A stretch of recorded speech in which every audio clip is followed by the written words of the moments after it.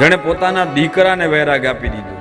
ગોપીચંદની માં હો, ગોપીચંદ સ્નાન કરતો હતો. અષ્ટપટરાણી એની આજુબાજુ એમ કહેવાય કે એનો વાહો છોડતી હતી. એની માં ઉપર સુખ સાહેબી માં કોનાના બાજુ ઉપર બેસીને એમ કહેવાય કે સ્નાન કરતો.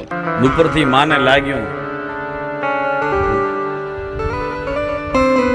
આ કાયા એક દી રાખમાં રોળાઈ જશે, આમને આમ ભોગમાં જિંદગી વીતી જશે. અને એક માએ દીકરાનું કલ્યાણ કરવા માટે વિચાર તો કરો, એ માં કેવી કે જેને પોતાના દીકરાને વૈરાગ આપ્યો. એની આંખમાંથી ટપ ટપ ટપ આંસુ પડ્યા. ક્યાં પડ્યા?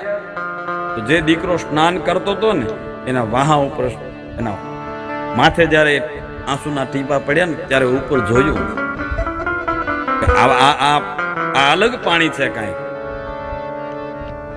ઉપર જોયું તો એની માં રોતી હતી. પણ એક વાત સમજી લેજો કે માં પોતાના દીકરાને વૈરાગ્ય આપે છે. એને ખબર છે કે તારા બાપની કાયા જેમ રાખમાં રોળાઈ ગઈ ને બેટા, તારી કાયા રોળાઈ જશે. એના કરતા કઈક જીવનું કલ્યાણ કરીને